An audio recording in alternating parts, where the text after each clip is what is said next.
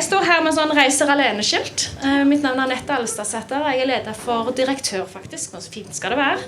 For Skatteforsk, Center for Tax Research. Vi er 1,5 år med det satset opp. Målet vårt vi er på NMBU i oss, og vi skal redde verden tall for tall. Og vi har vært godt på vei, så det er derfor vi har sånn rundt oss nå. Ja, de ditcha den etter de kom inn. Vi har vært her i 2 dager på Universitetet i Stavanger og hatt det helt fantastisk. Vært rundt på Jærgården og på Hår gamle prestegård og snakket masse skatt og løst verdensproblemene innimellom. Og så er dette avslutningen på konferansen vår, samarbeid med KÅKÅnomics i å ha litt mer sånn, ok, nå har vi løst verdensproblemene, så nå skal vi fortelle dere hva dere skal gjøre. They don't understand what I'm saying, but I'm just saying that. Okay. I heard Skatteforsk. Yeah. It's like when the dog hears his name. Yeah. So Ron, he is research director at Skatteforsk. Yeah. Now I basically said that we have been solving the world tax problems for 2 days, and now we're going to give them. You, not me. You two are going to give them the solutions to all the problems, how to save the world. So in Norway, wealth tax is a very big issue. Many problems. It seems like it's the end of the world as we know it if we have a wealth tax. So they're like not that easy to reach the media's attention with more so like grown-up opinions. So I'm going to give the floor now to Ron Davies, who is flown in. Like we have 2 world-leading experts who are flying in just for this. So he's been flying in from Ireland. He is professor in Dublin and a world-leading expert on trade and taxes. And also, of course, a Skatteforsk. And Arun, coincidence, is also a member of Skatteforsk. Arun Advani is also one of UK's and world-leading experts on taxes, and he is now. And I think it's a secret yet, but he is also saving the UK tax system now and delivering. And they are going to get now a new a blueprint for how to change the tax system. And I suspect he has basically written most of it. So and he is also about to open his own tax center now very soon. So we have now 2 people who know it all, and then they're going to tell us that. So for half an hour, and then in half an hour they're going to open the floor for questions from you. So prepare and have fun. Thank you.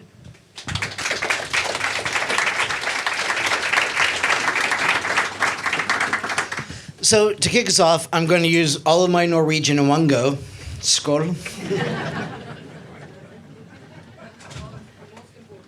So Arun, how did you get started working in the policy circles within the UK? So I actually started my policy work in the UK with the first project I was working on in the UK on tax was looking at tax audits. So I actually got involved in it from a very sideways route where my PhD was nothing to do with tax at all. And I have actually, embarrassingly, never taken a course in public economics in my entire life. Me neither. Okay, good. Have you ever taught it? I've never taught it either. Neither have I. Oh, good. So Annette, you just wasted so much of your money. Yeah, we're both frauds in this context. So I got involved in tax through a project where, for sideways reasons, I ended up being involved in a project doing tax compliance work in the UK. And so we were looking at the effect of tax audits in the UK and what the long-term implications were. So we knew that when you audit people, you can find out some people are compliant, some people are non-compliant. We know how much money you get from auditing people directly. What I was interested in knowing was, actually, does this change their behavior in the long term? And if it does, why does it change their behavior? Because both of those are important questions. How much money you get matters because it affects the cost-benefit of should we do more audits? If we get money for years afterwards, then we should be doing more of them because you get that extra benefit we weren't counting. And when you understand why their behavior changes, that also affects how you think about, who do you want to go back to? Who should you re-audit? So what we showed was that actually we raised loads more money. I mean, for 8 years afterwards, these people are still paying more tax. But it's not everybody paying more tax. People who have relatively stable kinds of income, I own a second home that I wasn't declaring. I'm now declaring it. I have to keep paying. I can't magic that home away again. So once you've caught me, I have to keep paying. On the other hand, someone who was self-employed, you caught me, but it was a good year. I underdeclared that year, but every year after that, my income was going back down to where it was.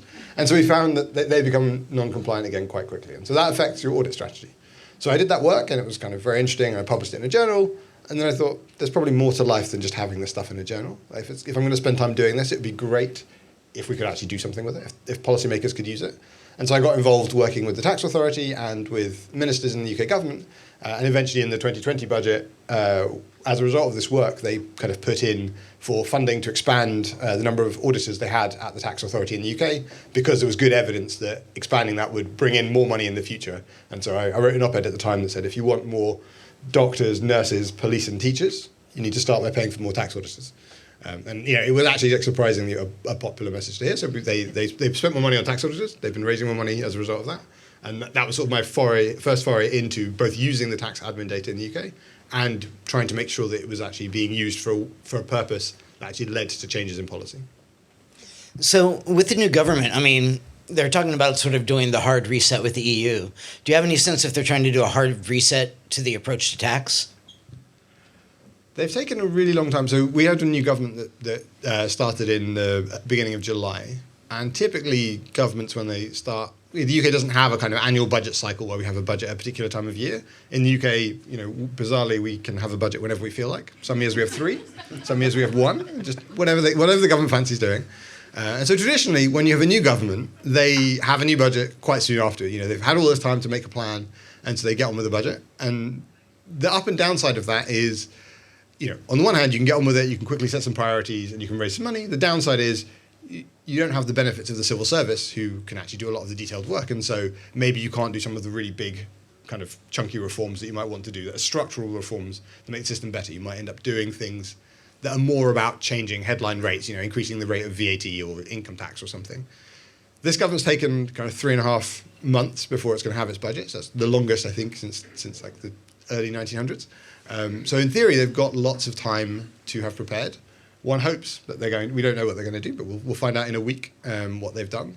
But one hopes they've used the time wisely to actually prepare something that isn't just fiddling with tax rates, but is actually fixing problems in the tax base. Because, a bit like Norway, the UK is full of problems in our tax system that you could do better. And I think there's one really important thing to say here, because you're all here to hear about economics and the role of economics and tax.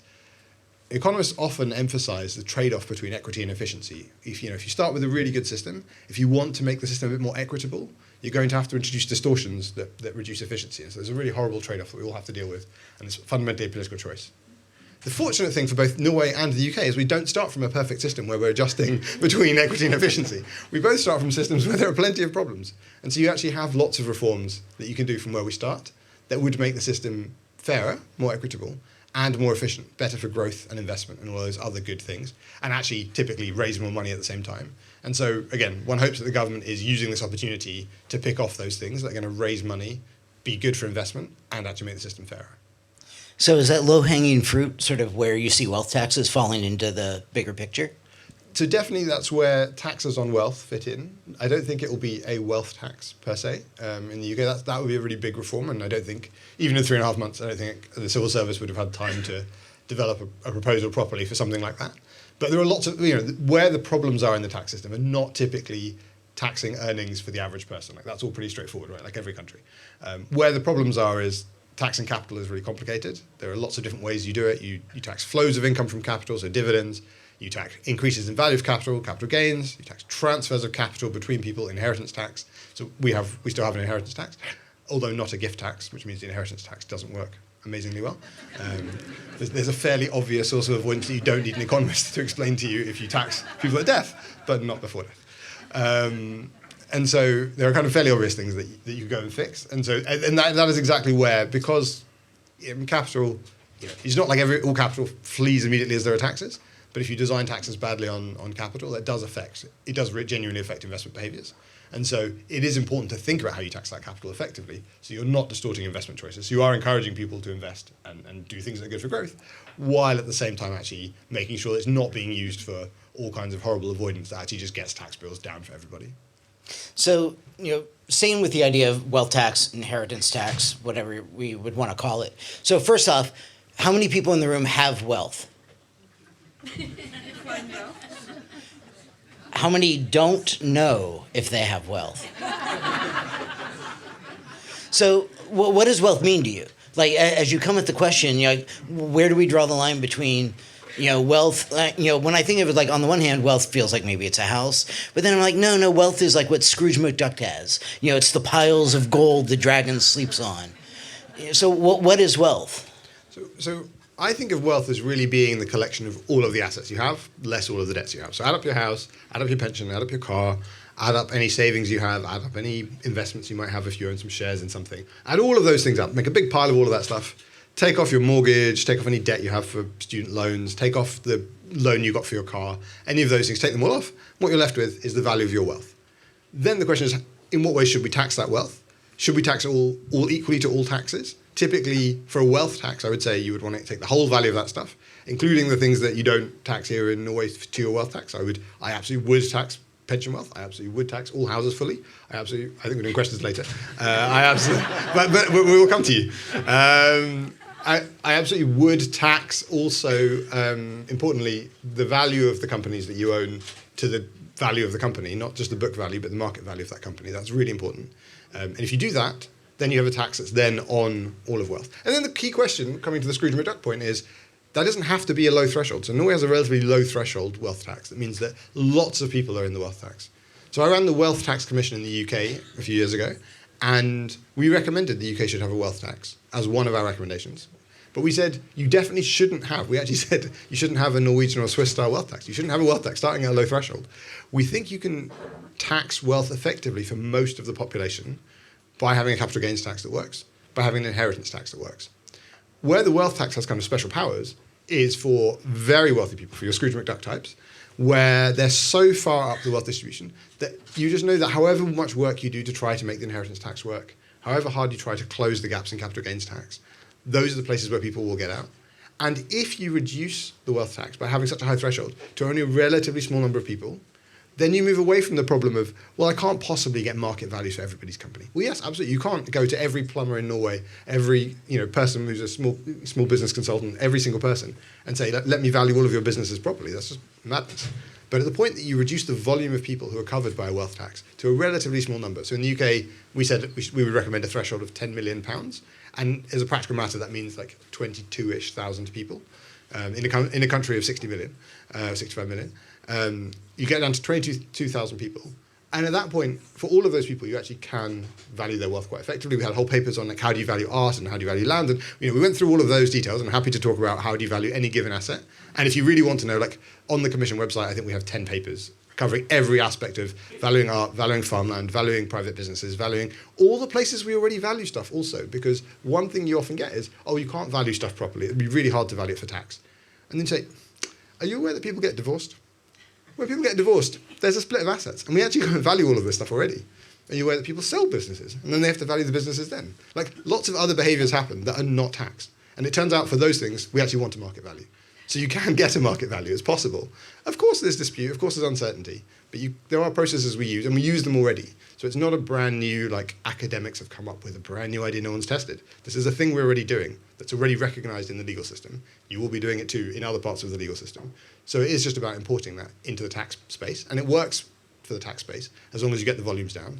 And what that then does is mean you can have a wealth tax that both has much less avoidance because you don't have these obvious things of, well, a bunch of assets are not being valued properly.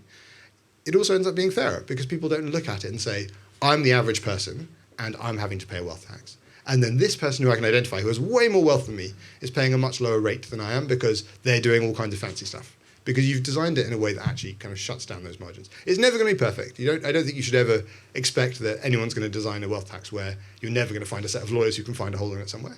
But also part of it is accepting that you're never going to find the perfect solution and that what you do is actually to adapt and kind of adjust the taxes, right? Like the first income tax in the UK was invented in 1799. We are still adding things to the income tax as we realise the latest innovation that somebody has as a new way to get out of it. So we shouldn't expect perfection, either now or in the future. We should expect that it's always going to be a process, an arms race, fundamentally, with a set of people who are trying to get out of the tax and us trying to design a tax that's fair, effective, that's not trying to squeeze everybody, but is trying to make sure that whatever it is we intended actually happens. So what is the dumbest reason to put a wealth tax in place? Why shouldn't we do it? Why shouldn't we put wealth tax in place? The main argument that people have. No. What's your argument? No, okay. So I think the argument I find most convincing for why I worry about taxes on wealth is if you think of actually small private businesses, there are genuinely family businesses out there where if it's a relatively small business, a lot of the capital in the business really isn't coming from a market. In my ideal economics 101 world that I would teach my students, I would say, okay, there's a market out there, there's an interest rate at which you can borrow and you can save, and this is all wonderful. If actually you run a small business, if you are a business person, you run a small business, you know that most of the equity in that business, most of the capital that business needs comes from your own personal borrowing. You will borrow against your own assets rather than the business having a good access to an effective financial market. In that context, the real concern about wealth tax is, okay, suppose you put a wealth tax on me, then I'm going to start taking money out of the business so I can pay it. I don't have to, but it's the optimal thing for me to choose to do. And once I do that, that does genuinely increase the cost of capital to the business. It genuinely makes the business harder to invest in, to do its investment, and harder for the business to grow. So that is a real concern. And I think, for me, that's another part of the reason why I think we want to start the wealth tax at a high threshold. Because when you have a tax that starts at, say, £10 million, I don't know, someone can translate to Norwegian kroner, 140 million? 140 million? I was just going to say more than I have. So I think about over 140 million kroner.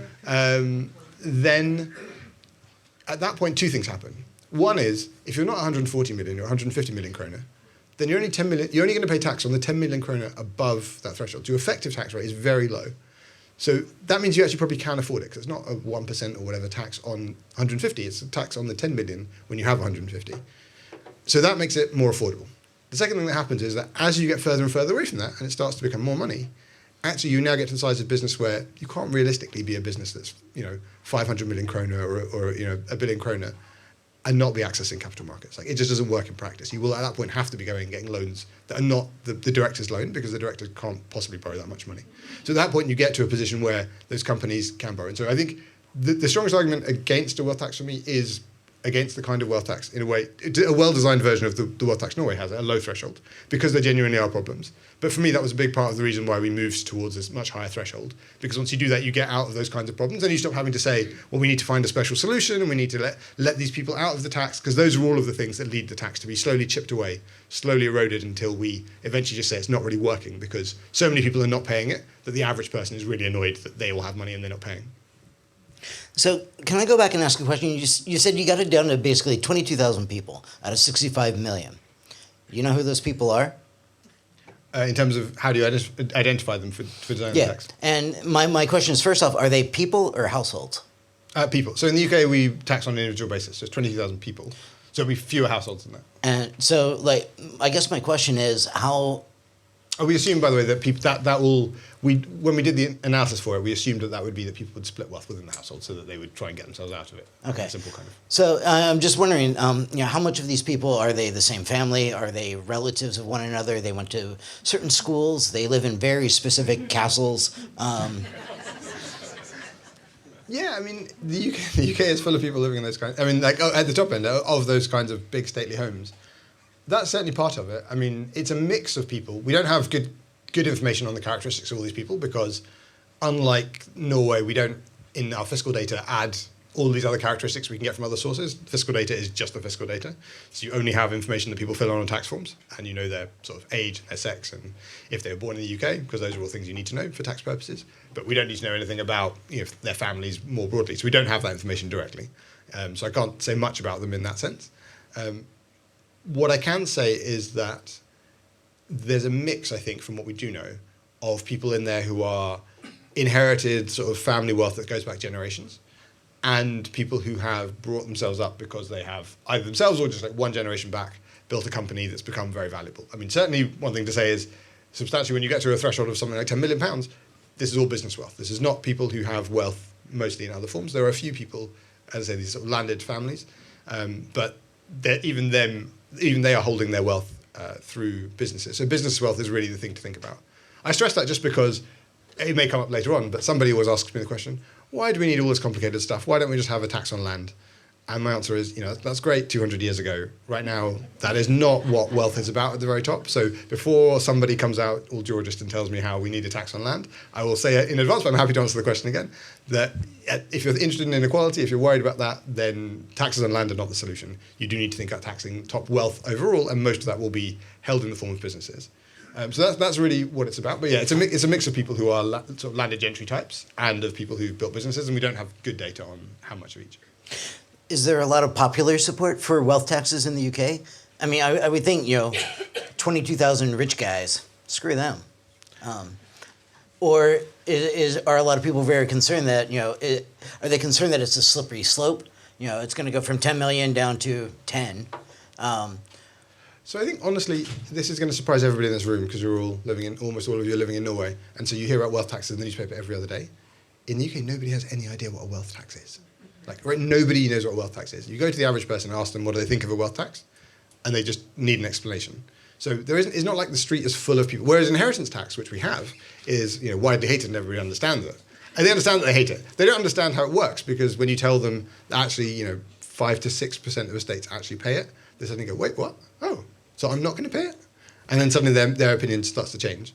But people don't understand how taxes work in general, which, there's lots of work showing that when people don't understand taxes well and how they actually work in practice, that affects a lot the impression they have of them and how they think about them, whether they like them. So one of the problems in the UK for inheritance tax is people look at the threshold and say, oh, but I have more wealth than that at some point. When I'm 50 and I have more wealth than that.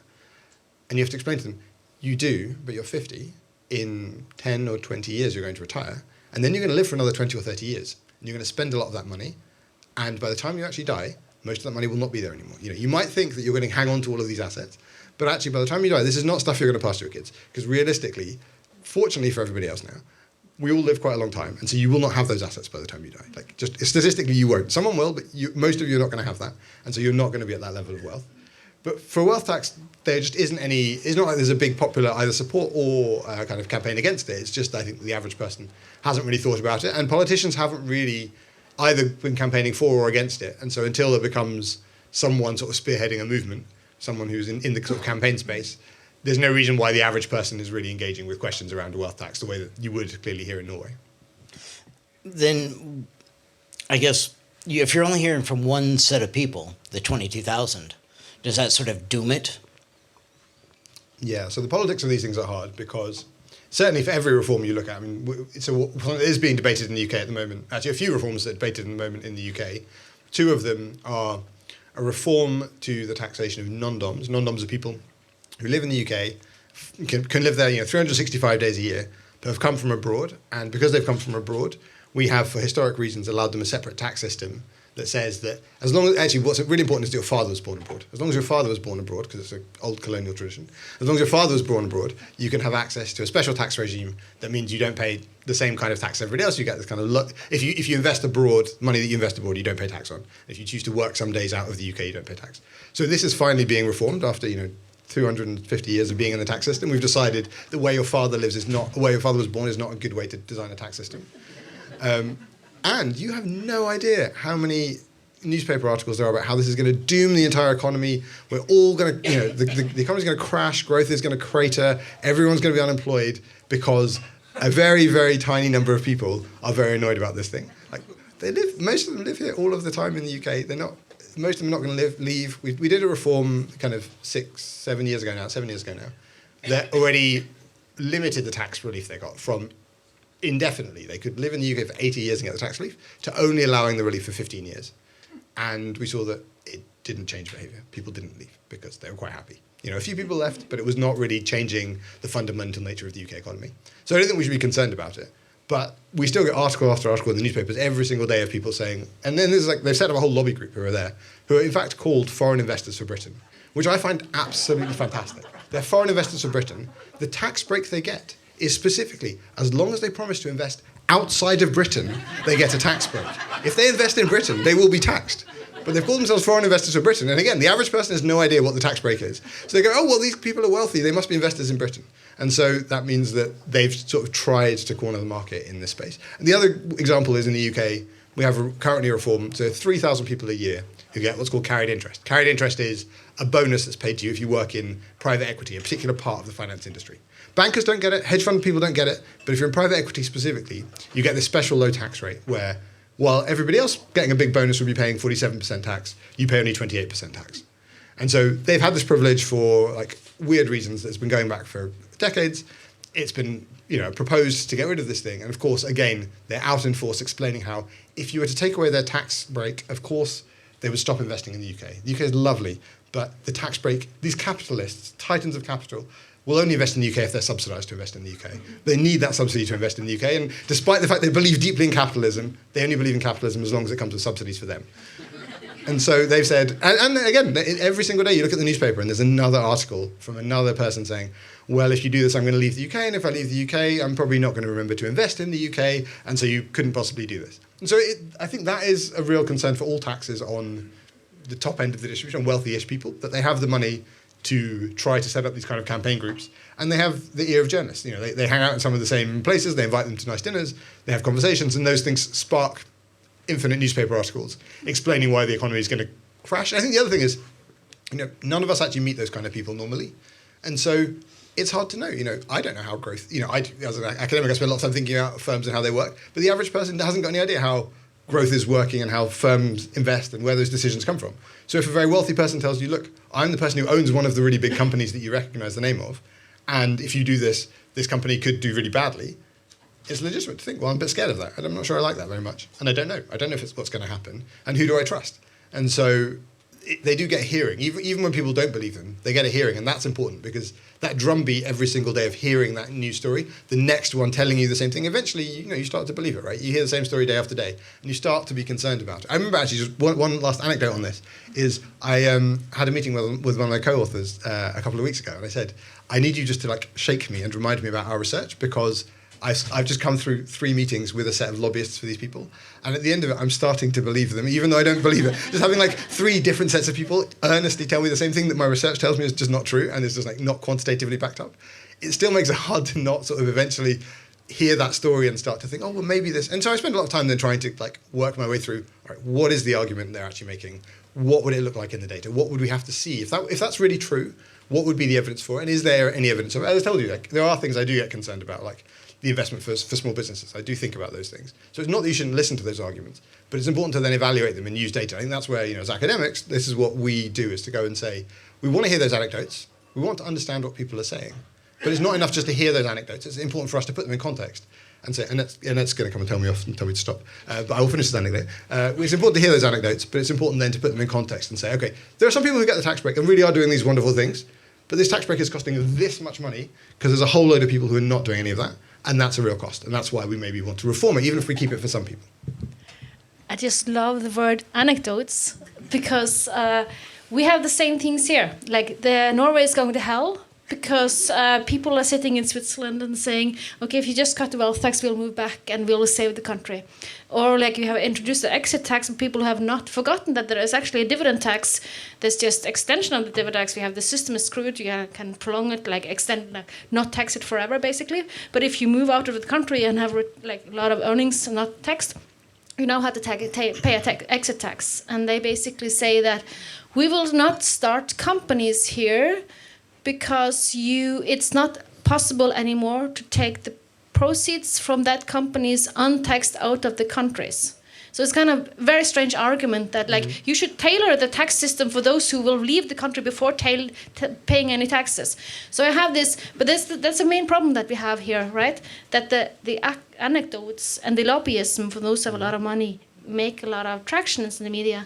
And I have like words from a former head of the Ministry of Finance, tax department, no names mentioned, who said that like it was very challenging to have business leaders in these public expert committees, because they are experts on their own business. But when looking at the whole system and having the aggregate look, it's very difficult to look beyond what gains yourself. So with that note, I will give it to you to open the floor and run the show, and I'll go down again. Okay. So we had an early mover over here. I was just going to request if you could talk a little bit slower. Then I should have asked you to tell me that. Too late. Sorry. I should have picked that earlier. Sorry. Are there other questions that we can actually do something about at this stage?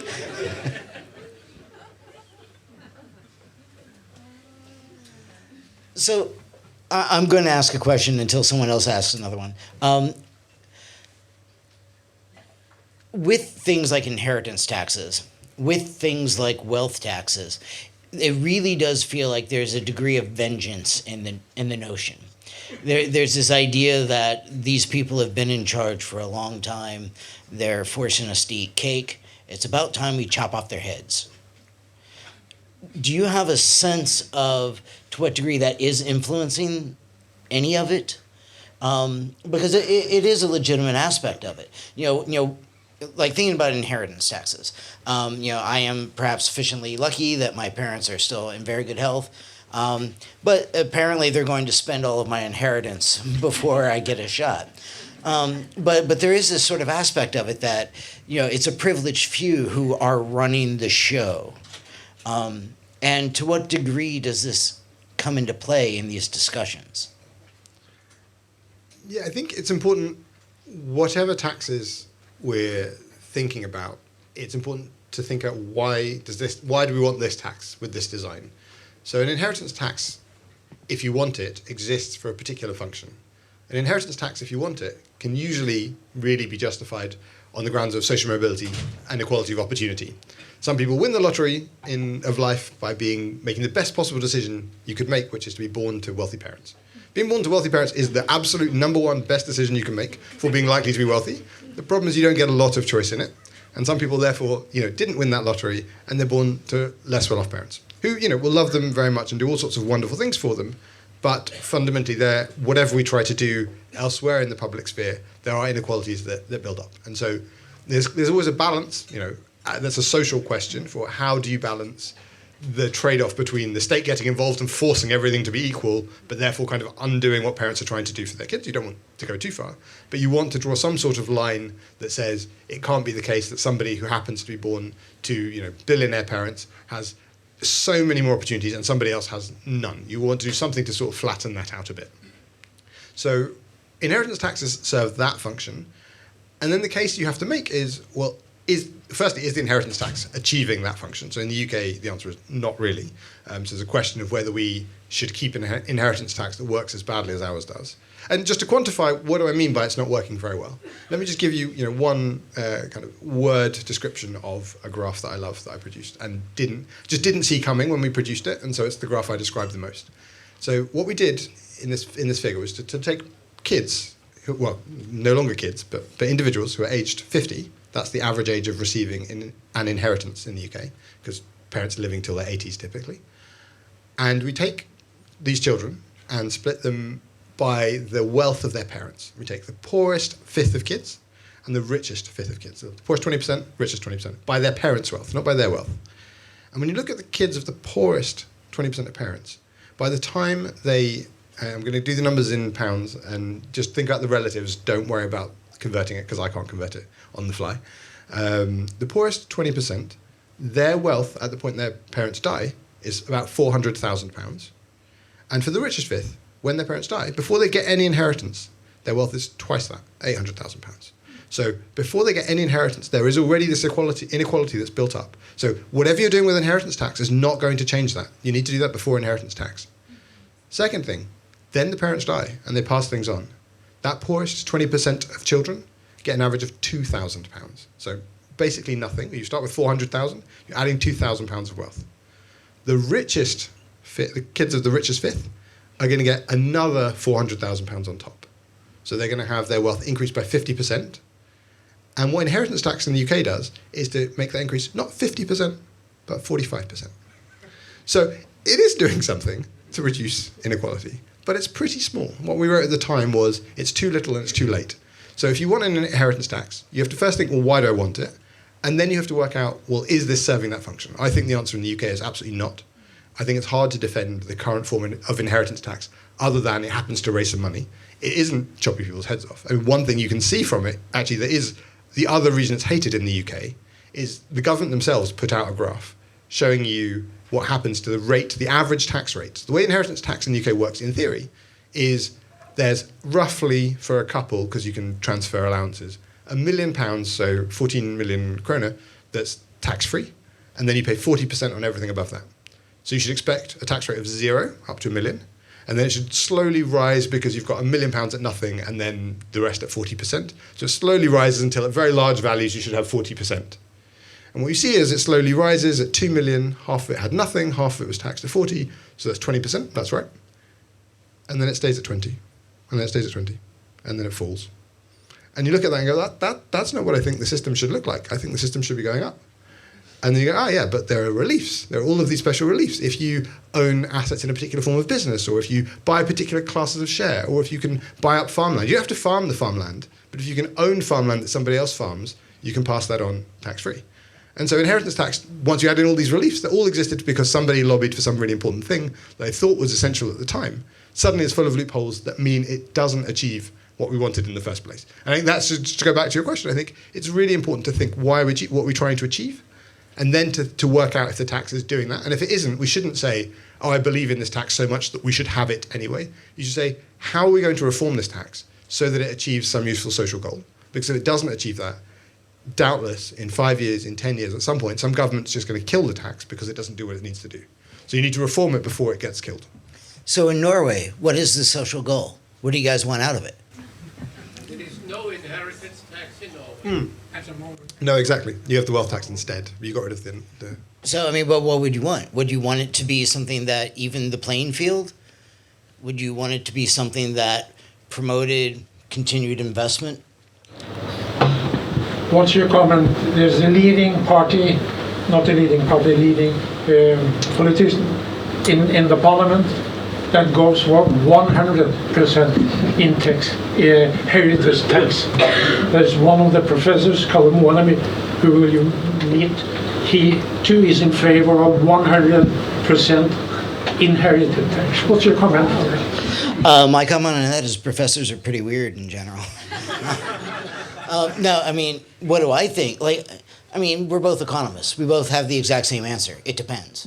You know, on the one hand, part of me does have this sort of sense of, yeah, I think it's important to establish a society where everyone feels included. And if you're excluded because of just how you happen to be born, that's not good for overall growth. Acemoglu and co-authors, who I feel bad for them because no one knows their names, just won the Nobel Prize, about this idea that government institutions that promote inclusivity end up in situations where those economies do better. They are more stable, they grow faster, they are more prosperous. And part of me definitely feels that. But then part of me also feels like I worked hard and I would like to be able to pass something on to my daughter. So the answer clearly is it depends. Now, that's the great thing about 100. 100 is a terrible number because the answer is somewhere between 100 and 0.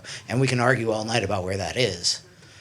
Yeah, I mean, clearly if you have a tax at 100, I mean, part of, I think, what we do I'm surely Skatteforsk does as well, but at the centre that we've created in the UK, so it's the Centre for the Analysis of Taxation, part of what we do is to try to explain where's the range of things that reasonable people can disagree about and where are things that are just bad ideas, right? And so 100% is just a bad idea because at 100% we know that clearly no one's going to try to pass on assets at death if you have 100% tax. We're all going to find solutions that don't involve that, even if that means buying very fancy plates that are made out of gold and giving them to my children as a birthday present, which they can then, immediately sell on to the next person and turn back into cash, right? Like, people are going to find solutions. So 100% is clearly a bad idea. And then the question is, what's the range of things where we don't think the kinds of behavioral responses are so large that it rules out anything being sensible? And then it's a social question. Then it comes back to actually not us, but to all of you to say, well, actually, this is a thing we have to vote on. We have to decide what our society looks like. And so, again, we take very strongly the view at my centre that we don't tell people what the social answer is. We're not here as campaigners to tell you you should have more equality or less equality. We should tell you the impact of designing this in this way will be this. And you can then choose whether you want this, this, or this, because these are all reasonable, but they give you different social outcomes. And then this is just madness. This is just a bad idea, and don't do that. Real quick question. Johannes, would you give me another pint, please? Thanks. So I saw a hand over here. Yeah, go ahead.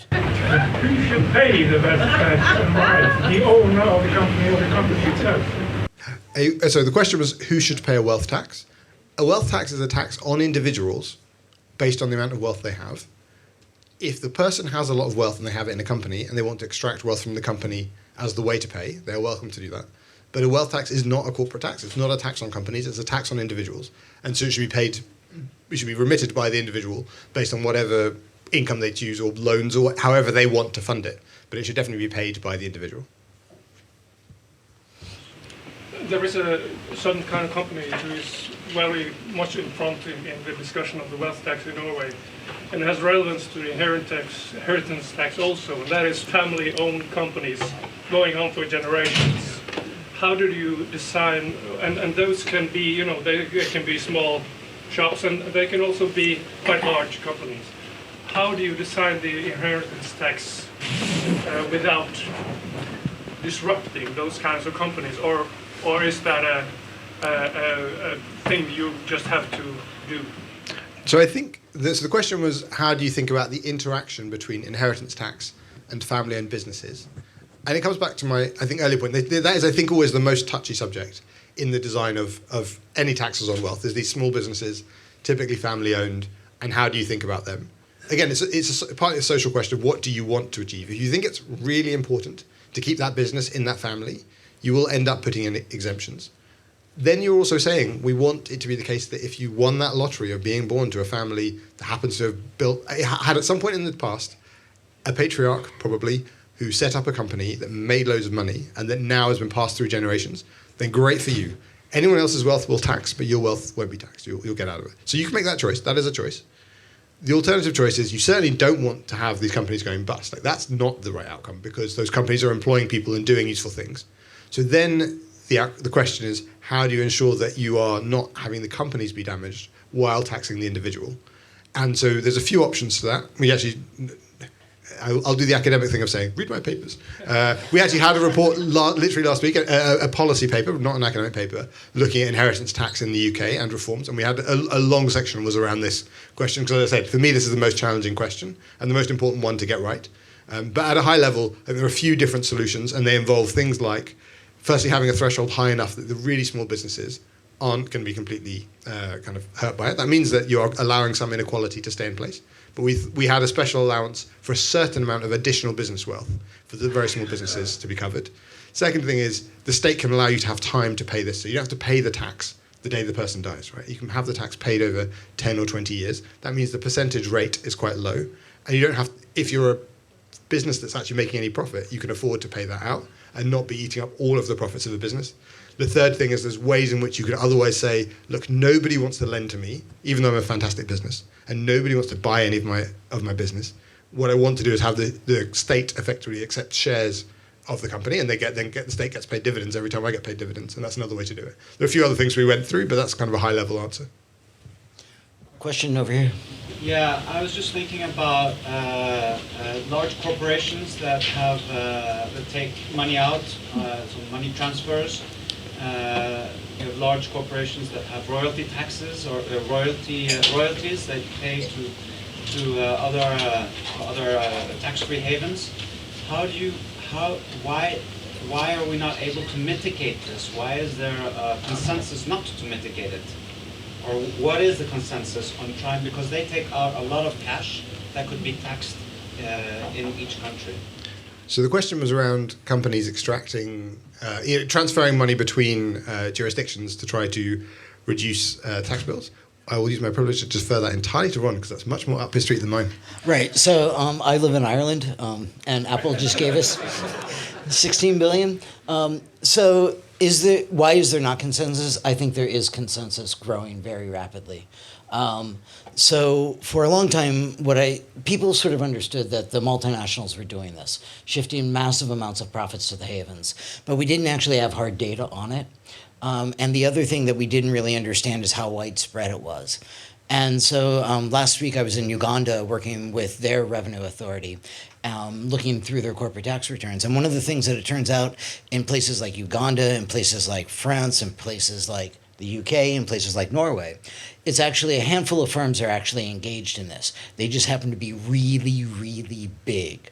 And so when you sort of recognize that it's a handful of firms, so in Uganda I got it down to 18 firms.